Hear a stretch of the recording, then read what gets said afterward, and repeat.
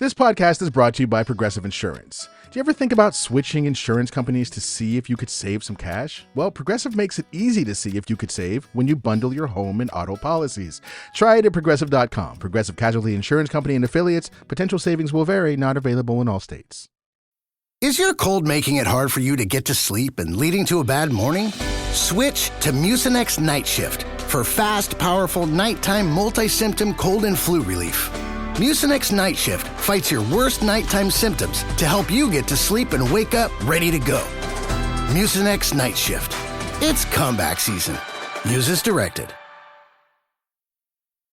I love to tell the story of a couple who came in to see me, and they were so loving to one another. And the wife had gone through a very difficult pregnancy and then ended up with a C-section after 30-something hours of labor. And her husband just lies back with his hands behind his head for his vasectomy. The vasectomy's done. He's like, oh, that's it. It's over. I didn't even feel anything. And this loving wife leans over and punched him really hard in the arm and said, you could have felt one fraction of one contraction. This was your turn. Welcome to How To. I'm Carvell Wallace. So, if you're a U.S. listener, I'm sure you, like the rest of us, have been processing the election for the past few days.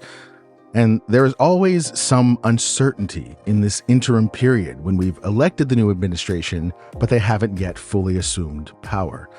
But this latest transition in the U.S. is putting question marks on all kinds of things, including reproductive rights and contraception. Now, the U.S. already saw the overturning of Roe versus Wade in 2022, which guaranteed access to abortion care. Now, care is up to each state. And some states upheld it last week, but 17 states still ban abortion either at all stages or after only 6 weeks. Abortion bans make it harder to get many different kinds of pregnancy care. And I don't need to tell most of you that the ability to become pregnant can pose inherent risks. So without access to care, those risks become even more pronounced. It's a heavy burden for women and people with uteruses to bear. And none of that is new. That has been dominating our national conversation for years.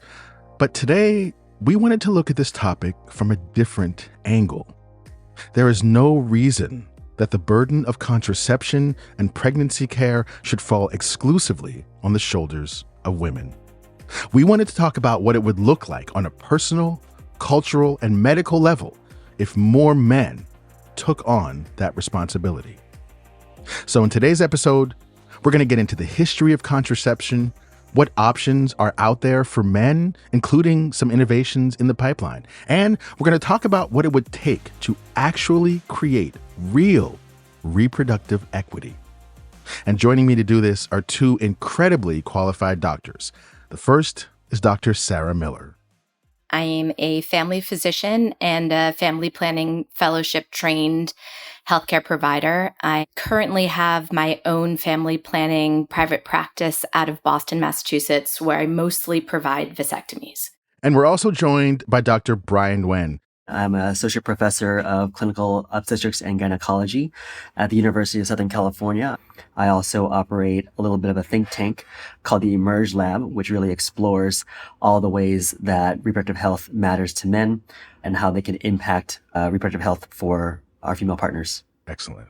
So before we get into the history and perhaps the future of male birth control, let's assume that we're talking to someone who is like, male birth control, why should I even worry about that? Let's explain why should listeners, particularly male listeners, care about this topic. Oh, this is such a big thing to talk about. I've had as many phone calls and appointment requests today as I typically get in a 2-week process. I think a lot of people are realizing that, as you said in your introduction, that people's rights are in jeopardy and things are looking scary and people are wanting to take control where they can. As we know, there is a huge burden of contraception and pregnancy-related poor outcomes for people with uteruses. Involving people with testicles and letting men be part of the conversation on that table will relieve some of the burden that is put on women who are already not able to access it. So it's important for everybody to be able to live their lives to their fullest potential and how they want to their reproductive lives. And that includes people with testicles. So we need to do our part to make sure that we, at the very least, promote availability, decrease barriers, and help people know what is already available out there. For me personally, I've always felt it was important to protect my partner, my mother, my daughter. When we think about who are the pillars of our society, it's always been women and people who are pregnancy capable. So with that being said, the least that I could do was to guarantee their reproductive freedom by alleviating them from the need to think about, worry about, or use contraception. And that entails helping men understand what their responsibility is, knowing about menstruation, knowing about contraception, knowing about how that burdens individuals, and then ultimately taking on that responsibility themselves, either via vasectomy or, in the case of my work, trying new methods of male birth control and helping to support the pipeline of innovation in that space. I'm curious, Dr. Nguyen, how your view of reproductive care has shifted over time. I mean, one enters into a situation like this, like a profession, thinking like, okay, this is what I believe in, this is what I'm going to do. But obviously we're confronted with greater realities as we spend more time in this space. How has your time in this work changed you? What have you seen that has been surprising or has changed the way that you think about this? People commonly like to make generalizations about, oh, men are this way, men are that way. But when you speak to male partners of my patients who are going through a miscarriage or unable to get pregnant or have a complication with their method of contraception, you hear something that is more human, more universal, which is that I just want to care for my partner. I just want to make sure that she's okay. How can I do my part? And I think it's these heartfelt stories and sentiments that don't quite make it into the media because some men might be a little bit reticent or shy, or maybe our society doesn't really allow men to share some of these feelings openly, but they do truly want to help. But maybe we haven't given them the spaces or the tools, other methods of contraception to use. There are so many legislative policies that have really focused on increasing access to female patients exclusively. The Affordable Care Act ensures that contraceptives are available at no cost from a female standpoint, but vasectomy is specifically excluded from that, right? Really, my work and my thesis is to kind of explain how it's not just as simple as men don't want to be involved. We need to move those stereotypes aside and actually create space and create a culture that recognizes that reproductive health is relevant to everybody. That's such a good example that the Affordable Care Act was part of what acknowledged contraception as a basic healthcare need, but that was under the women's health umbrella. And that there have been states who have passed contraceptive access acts that in order to get them passed, they have removed contraception for men so that we're left with deductibles or high out-of-pocket costs for the same types of care. What do you think explains this great imbalance in care for pregnancy between people who are capable of getting pregnant and people who aren't? A lot of those imbalances has to do with misconceptions. This idea that men don't want to participate in reproductive health care, that there's something that's unmanly about it, and so we shouldn't even bring it up, means that we don't welcome men into our healthcare settings. A lot of birth control and birth control advocacy and innovations were rooted in feminism and women's health movements, and that makes a lot of sense. Involving men or helping with the imbalance doesn't mean that we want to remove the power of women to be able to take control of their own reproductive health. But we set up things like women's clinics or women's health centers. For a man to walk into those centers, they don't feel comfortable. So there's been various ways of trying to address that, like setting up specific health centers for men, or making sure that primary care settings that take care of men, women, children also are addressing reproductive health needs. And on a systems level, there's just not a lot of people doing like what you're doing right here, having discussions about stuff like this. If we don't have policies and laws that promote contraception, innovations, or provision or coverage for men, I think that just leads to the idea like that if people don't want it, if we don't build it, if we don't have the means for it, we're never going to even out that imbalance. There's also pushback from like people who are really want to promote women's health. The idea of like, well, if we start talking about guys, if we start talking about men, we're taking the focus away from people who really do need it. A lot of the field of women's health has been rooted in this idea that women are historically underpowered, under-resourced, and in many cases, the victims of oppression and victims of violence. And so a lot of the ways that we structure our care is surrounded around protecting female patients. So the clinic spaces need to be inviting. The male partner may not be able to be allowed in, so that we can make sure that we can screen for potential domestic violence or intimate partner violence. And those are all very, very important things to do.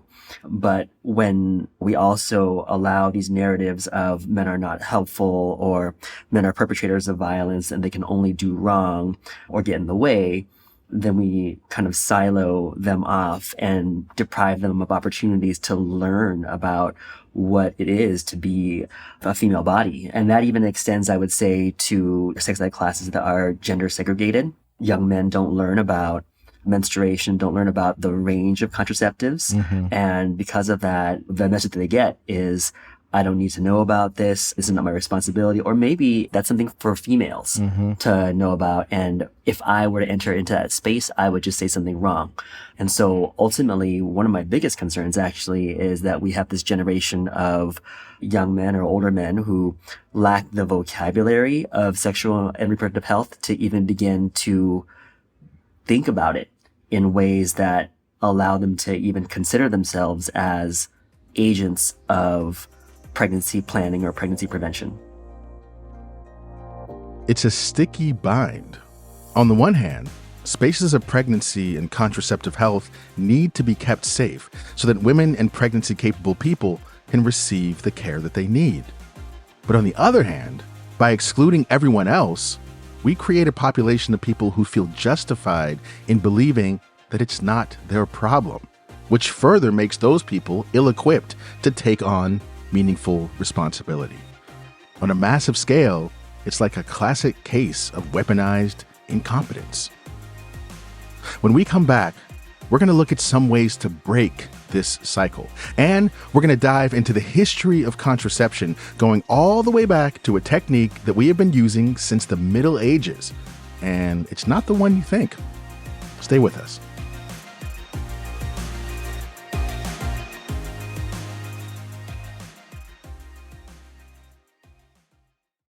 When you hear a good idea, it's natural to do a double take. That's what you might do when you hear Discover will automatically double the cash back you've earned on your credit card at the end of your first year with Cashback Match. Wait, what? Yep, double the cash back is something so good you might do a triple take. It pays to Discover. See terms at discover.com/creditcard. This episode is brought to you by Global X. Since 2008, Global X ETFs has been committed to empowering investors with unexplored, intelligent solutions. Global X specializes in exchange-traded funds that offer exposure to the artificial intelligence ecosystem, including themes like data centers, robotics, semiconductors, and cloud computing. To learn more about Global X's entire suite of ETFs, from covered calls, fixed income, emerging markets, and more, visit globalxetfs.com. We're back with Dr. Sarah Miller and Dr. Brian Nguyen. In order to understand our current state of contraception and how far we've come, or not come, it's useful to look back at some of the oldest forms of birth control. Withdrawal, or coitus interruptus, aka the pull-out method, is mentioned in the Bible. Spermicide was thought to be proposed by Aristotle, actually, and condoms were first invented in the Middle Ages, although the rubberized version didn't appear till about the 1830s. But the idea that contraception is a, quote, women's issue, well, that's actually a relatively new phenomenon. When you think about the history of contraceptive practices, men were actually very, very involved. It was actually not until the contraceptive revolution with the development of the pill that we began to sequester the responsibility for pregnancy prevention in female bodies. I do think that it was bolstered by the medical industrial complex that recognized that an unplanned pregnancy could be extremely morbid and costly, and therefore developing drugs to prevent that would be covered by insurance and would be money making. I mean, so there was every reason for industry to really invest in female hormonal contraceptives. I think what's really interesting that folks might not know is that the initial research on developing a hormonal method that would either stop the development of a follicle or an egg, as well as the development of sperm, that kind of happened all kind of at a similar time point. But it just so happened that it was more important or more profitable to prevent pregnancy in the female body than it was to prevent sperm production in a man. The idea here is that if a man takes a drug to prevent pregnancy and he has very little physical gain from that, whereas you're more willing to tolerate some kind of side effect in a female body, knowing that the alternative risk is that she would get pregnant when she does not want to, and that can be more damaging to her body. I mean, it's not uncommon that a heterosexual male-female couple doesn't even consider a vasectomy, for example, until many contraceptive options for the female have been exhausted or not tolerated. It's not until a woman has not even been able to tolerate something at all that we even consider whether or not the man should step up or it should be his turn. There's this idea of thinking about side effects and shared risk or pooled risk as opposed to the individual is something to think about with that. Right. Well, that does lead to this question of like, we historically think of like childbirth as like the birth giver's responsibility, like the pregnant person's responsibility, because they're the ones who undergo these tremendous physical changes. It also follows that we have a tendency as a culture to think of everything having to do with children as the as like primarily the responsibility of birth givers, and then the men and everyone else is sort of like secondarily like on the bench, like I'll come up if I'm called, but I'm not really on the starting team here. And just thinking about how a change in that might change the way that we think about who's responsible for birth control. And talking with couples about this, how much do you see that as being a factor in the way we think about this? A lot of that has to do with, the way that we structured our society around men being breadwinners and not becoming engaged in that vital domestic work. And I think that only recently, with the empowerment of women in the workforce, that we've begun to see more men take on these roles and then become more visible. And I think that's kind of propelling some of the interest in male contraception, because we're having men who are talking about how challenging our economic environment is and how the threat of another unplanned pregnancy can be to their careers, that we're beginning to see this conversation about contraception among men arise. I think the idea of bringing up methods that either partner could control or could be the one who takes it on in their bodies. I mean, the whole point of that is not to say that one method is better than another or that we're pushing one method over another. We're trying to just promote people even just being able to talk about this with their partners. If you can bring up stuff and talk openly with your partner, you're already on the way to a healthier relationship on a lot of levels. Yeah. I love imagining a world in which people take equal responsibility for this in all relationships, regardless of whether they're queer or straight relationships. I do want to go back a little bit to vasectomies, because that's sort of the first thing everyone jumps to when they talk about male birth control. When did the vasectomy enter the conversation? Well, vasectomies have been around for over 100 years. Sigmund Freud apparently had a unilateral vasectomy, meaning one side only. And it was because they believed that blocking those tubes would keep in the tumors and make people more virulent men if they had gone through a vasectomy procedure. So there were various experiments in the past about intervening in these ways for the purpose of making men more manly. Gender affirming care, quite gender affirming, exactly. Early gender affirming care. We've only gotten better at being able to provide vasectomy services. And yet the rate of people accessing vasectomy services has been relatively stable. It's a pretty homogenous group of men. It is almost exclusively white, married, insured working men who get vasectomies. And again, this points to like who knows about it, who brings it up, who talks amongst their peers, or whose healthcare providers or partners even bring it up. Mm-hmm. Interestingly, thinking about vasectomy in comparison and contrasting to the female version of surgical sterilization or permanent contraception, which is mostly tubal ligations. In the US, women get their tubes tied at a rate of about 3-to-1. 3 women get their tubes tied for every man who has a vasectomy. But if you look at people by different racial groups, if you look at people of Latino backgrounds and people, African American, Black people, the difference between women and men who have undergone sterilization procedures is more stark. Interesting.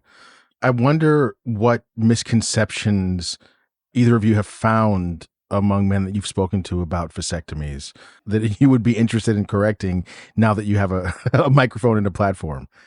I mean, the main thing is there's just such confusion. And in certain languages, the word for vasectomy and the word for castration is the same. Wow. People believe that the testicle is being damaged or removed during the vasectomy, and it is not. No changes are made to the testicles itself. All of the sexual organs remains intact. You are simply blocking the tube that carries the sperm up into the semen. One of the main things that men talk about, right, is pain, the concern about a procedure or a surgery. And what's interesting about that is that they're making these comments knowing full well that their partner may have had just a C-section or is about to have a tubal ligation where there's an incision in her belly with the risk of damage to, the uterus, the intestines, the bladder. But, they're remarking about a small incision in the scrotum. There's kind of a disconnect here.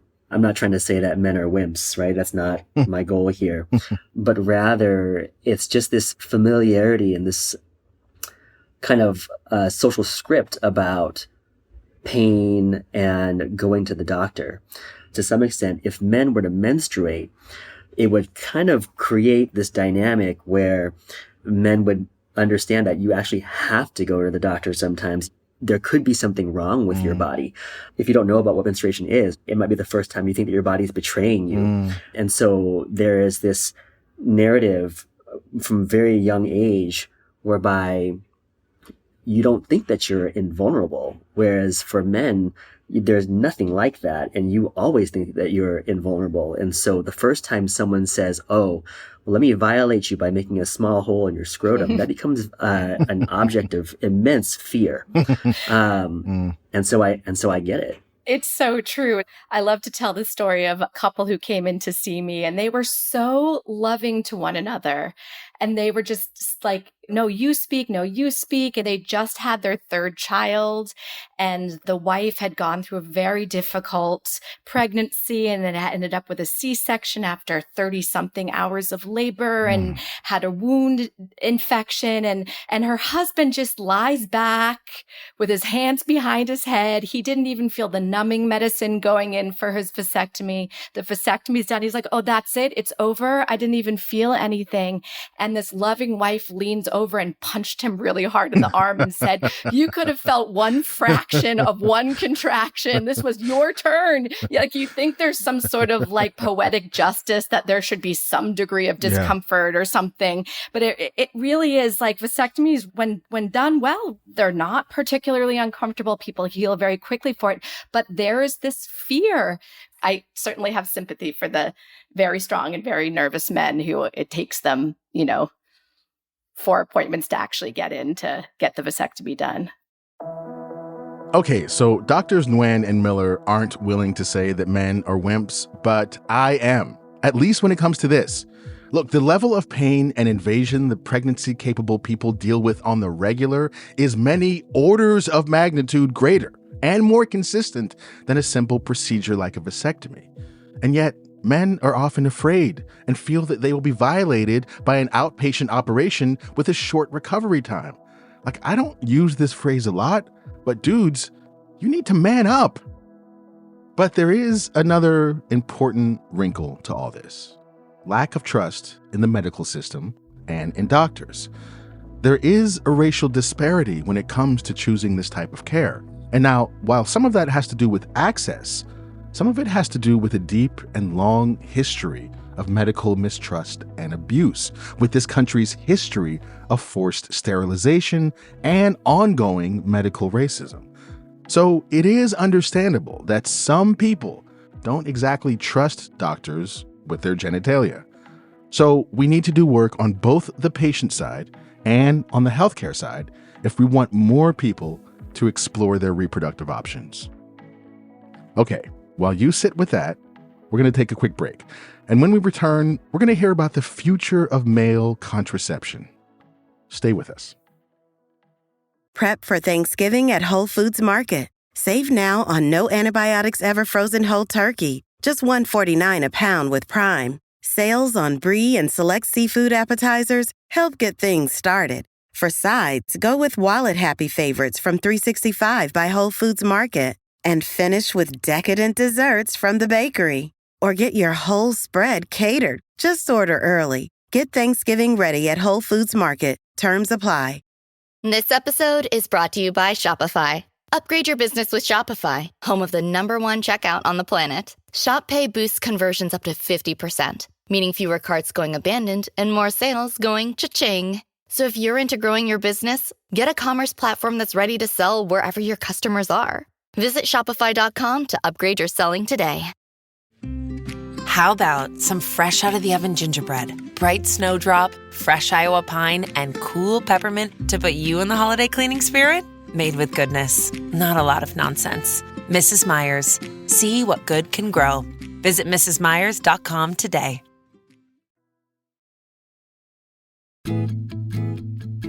As much as we love giving advice on this show, we love it even more when listeners call in with advice for each other. And here's a note that we got about last week's show. Hi, this is Evie from Ohio, and I have a message for Heather, the board member from the episode on how to lead your local nonprofit. As a veteran nonprofit staff member, I want to encourage Heather to ask staff questions during the meeting. It can signal engagement and reassure staff that you're doing your best to make informed decisions about one of the most important things in our lives, which is our jobs. If the meeting is pressed for time, you can always ask, where can I go to learn more about this topic after the meeting? The staff member may give you a pamphlet or refer you to a website. As a library board member, you might even get the Dewey Decibel number of where you can find the answer at your local library. Thank you so much. Thank you, Evie. And if you ever have advice or questions of your own, please call the How To hotline at 646-495-4001 or email us at howto@slate.com. And if you enjoy How To, we'd love it if you would consider becoming a Slate Plus member. It's the best way to support our show, and you'll get bonus episodes and get to listen to every Slate show ad-free. Subscribe now on Apple Podcasts by tapping Try Free at the top of our show page, or head to slate.com/howto+ and get access wherever you listen. We're back with Dr. Brian Nguyen and Dr. Sarah Miller. Before the break, we were talking about people's misconceptions about vasectomies and how it really is a minimally invasive surgery. And there have even been new advancements in techniques so the incision can heal on its own in a few days. But it doesn't mean people who undergo this surgery can't recover in style. Apparently, one of the most popular times to get the procedure done is during March Madness, because nothing will help you heal your balls like watching a bunch of basketball. Oh man, there's also these funny stories of these people who have like men's spa weekends where they all go away and like get pampered and then take turns having their vasectomies. And, you know, when you hear about this sort of like people who sit on the couch with frozen peas on themselves for a week or two and watch all of March Madness, let's just say if that's what these guys need to tell their bosses and take a week on the couch, they can. We do really want people to take it easy for about a week afterwards, because like any procedure, there are risks. Anything that breaks the skin, there's always a chance of bleeding or infections. But most people are back to being fully functional, minimal to no discomfort after about a week. Yeah. Yeah. And Dr. Nguyen, I know that like you also look into other forms of male contraception. Can you talk a little bit about your work in that area and what is being developed and what is under development and what the future of that might look like? Absolutely. My work with the Male-Contraceptive Clinical Trials Network is work on a hormonal gel, a combined hormonal gel that combines both testosterone and a progestin called Nesterone. And similar to female hormonal contraceptives, the goal is to have that drug be absorbed by the system, and it will create signals in the brain and the pituitary to basically block the signaling to the testis, which will stop the testis from producing testosterone and sperm. Note again that while we're stopping testosterone from being produced in the testes, we're also giving it back systemically. And so testosterone levels should remain normal. Hormonal methods for men have been investigated for a long, long time, not too long after the advent of female hormonal contraceptives. The issue was figuring out how to give men testosterone. We actually found that when administered as a gel, you could actually reach a level that was sufficient without being toxic to the body. We actually just finished this year a phase 2B clinical trial. And a phase 2B clinical trial is aimed at making sure that it works, right? So we had more than 200 couples who used this gel for over a year as their sole method of contraception and nothing else. I can't tell you the full results yet, but we're pretty pleased. And we are currently in the process of getting a phase 3 trial funded. Mm-hmm. Excellent. Are there other methods that are underway, that are in process? There are a couple of groups actually that are trying to create this reversible vasectomy, but the group I'm most excited about is Contraline. They have a product called Atom, which is a hydrogel that gets injected into the vas deferens. So, there is some technical expertise that is needed to make sure that the gel goes into the vas deferens, but ultimately the idea is to occlude the vas deferens so that the sperm are blocked and can get resorbed into the man's body. And then as soon as you are done, or you want to plan another pregnancy, right, then another solution can be injected in to wash away that gel. So they're currently in human trials, and that's another exciting development. I've had the opportunity with a number of qualitative studies that I've been involved with to sort of give people the prompt of, if there was an ideal birth control, like what would that look like, or what would that be? And besides people saying like, it should be like a delicious smoothie or something that I get to eat every day that's delicious, there's this whole concept that I keep hearing over and over again that when boys go through puberty, they should have their tubes blocked. And that should be something that's just done universally for boys when they go through puberty. And then men have to make a decision, or couples have to make a decision to unblock the tubes to cause pregnancy, so that rather than, doing the work of contraception, the work is when to decide to stop the contraception. So I've heard this from so many different people in an ideal world, that why isn't this something that we have? Wow, that is really interesting. I'd like to hear both of you kind of think that through a little bit, because that certainly feels like a radical idea, and that's probably what's interesting about it. I mean, the idea makes me a little bit uncomfortable because I certainly do not want to do anything coercive to young people. But there are some compelling aspects of that. Number one being that really contraception really needs to be something that men are able to control, because men have such long reproductive lives, right? You're talking about from the moment of puberty, really like up through their even 70s, right? Which is far longer than the reproductive potential of, people with the uterus and ovaries. I mean, certainly you don't want to have any degree of coercing people, right? Or saying that you're too young to make a decision, so we're going to make a decision for you. But it does sort of point to like an evolved society, or this idea that pregnancy should be on purpose, which is, that in itself is sort of a controversial point. But I think the idea of having something that is reversible being available for people to choose, it just seems like we need to have that. And it's not too different from what pregnancy-capable people do when they become sexually active, which is go on the pill until they decide that they're ready to get pregnant and come off the pill, or get an IUD until they decide that they're ready to get pregnant and then have the IUD removed. Am I wrong in thinking of them as being similar concepts?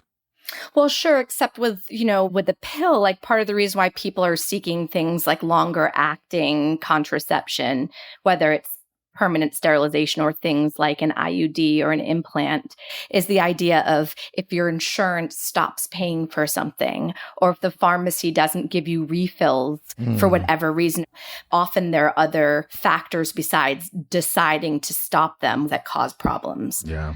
The other piece that is compelling too is this understanding that you don't always know when sex happens. You can't always predict it. And also for individuals who are younger who may not be empowered to talk about sex or even buy contraceptives or go to the doctor by themselves without their parents knowing that they were seeking contraception, there is this need for, early agency. So I can appreciate that aspect of it. Yeah, well, I want to do a little bit of kind of fantasizing here about what a world would look like in which the burden of contraception was shared equally by people of all genders in relationships. What changes societally do you think need to take place in order for that world to start to become a reality? What we need to do is we need to be able to talk about sex as a society. I mean, all of these crazy laws making it harder for people to access birth control with the idea that it's something evil or something that should be outlawed once more, the way that it was, a generation and a half ago. As a society, we are further stigmatizing sex. So how are we going to make it so people are taking on responsibility and shared responsibility if we can't even acknowledge this as a natural, normal human behavior that should be talked about and that should be approached responsibly? Making sure that men are aware and are prepared with a vocabulary to enter into these conversations. Aside from that, encouraging female partners to have higher expectations of men. In my practice, right, I will see a patient postpartum after a delivery, and I'll ask them, did you ask your partner, did you guys talk about vasectomy? And the immediate reaction is, I don't think he'll do that. But then I'll ask a secondary probing question and saying, hey, did you actually ask him though? Like, did you actually pose the question, or are you just assuming that he won't? And so there's this reluctance to have a more serious conversation about it. And so, when Sarah was talking about this idea of couples counseling, I actually wish that there was a model where we could do more couples-based contraceptive counseling, as opposed to me being an OBGYN and I only see people with a uterus. What it really should be is that I should be able to see the male partner, see them as a couple, and talk about contraception. And only in dispelling misconceptions and putting them in a setting where one person isn't going to feel as if they're embarrassing the other person for this, can you really have a rational conversation about responsibility? Two things that I'm seeing right now are this early conversations around sex and sex education, and this thing about how insurance companies make certain things easier to access, possibly because they're more profitable, possibly because of patriarchy or some toxic intervention of the two. I'm wondering what other sort of main big takeaway points you might give to our audience about what needs to change in order for this to change. I actually have to give a hand to media as of late, really portraying men in different ways. Only in the last couple of years have we seen a greater diversity of men taking on more reproductively responsible roles, right? I've actually seen scenes in various sitcoms about men buying emergency contraception, or, men going through the tampon aisle and buying it for their partners, right? Or even men staying at home and taking care of children, right? The more we demonstrate examples of men that are bucking the trend of this macho breadwinner, we really can open up the array of experiences and conversations about reproductive responsibility.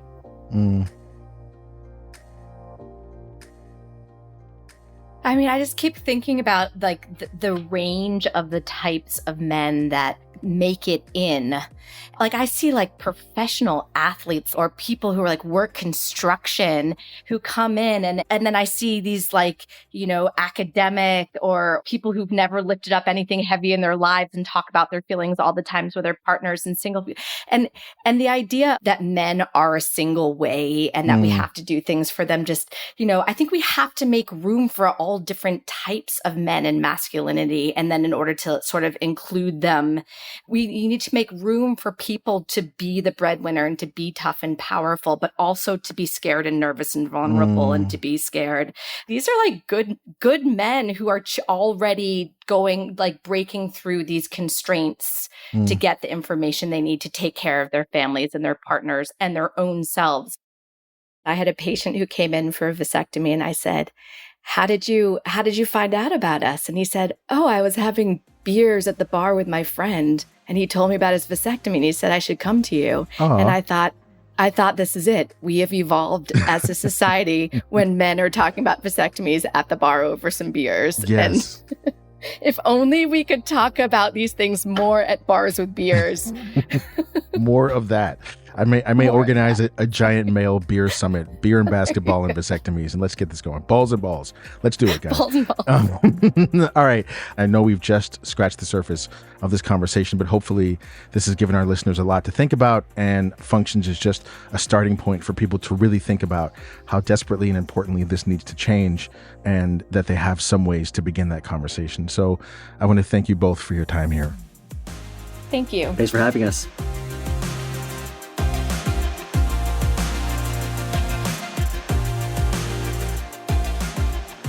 Many thanks again to Dr. Sarah Miller and Dr. Brian Nguyen for all their expertise and helpful advice. If you like what you heard today, please send this episode to someone who is currently thinking about their reproductive care options. If you're looking for an in with your friends to talk about this stuff, How To wants to be your opening act. So listeners, we want to know what else is on your mind.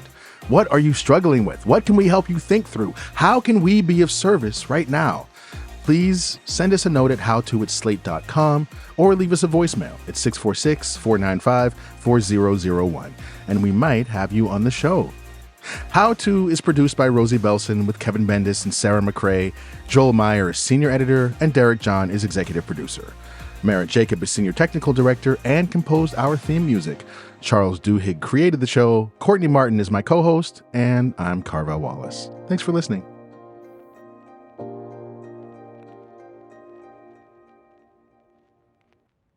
When you hear a good idea, it's natural to do a double take. That's what you might do when you hear Discover will automatically double the cash back you've earned on your credit card at the end of your first year with Cashback Match. Wait, what? Yep, double the cash back is something so good you might do a triple take. It pays to Discover. See terms at discover.com/creditcard.